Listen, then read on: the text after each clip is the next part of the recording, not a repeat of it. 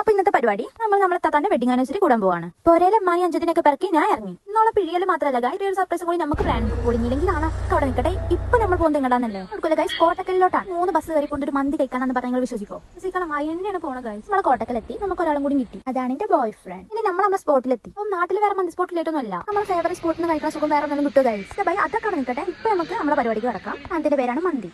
പിന്നെ അത് കഴിക്കാനൊക്കെ ഒരു സ്റ്റൈലുണ്ട്, അറിയാത്തൊരു ഇതാ കണ്ടോളൂ.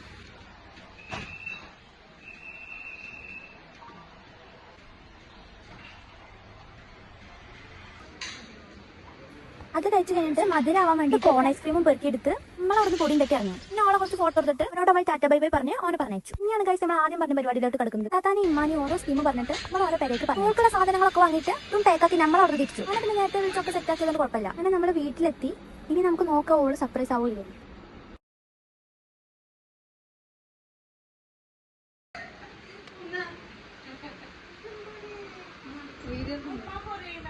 അങ്ങനെ ഫൈനലി ഓള് സർപ്രൈസ് ആയി. നമ്മളെ വിജയം ഇത്രയൊക്കെ ഉള്ളൂ. അപ്പൊ ഓക്കെ, ബൈ ഗൈസ്.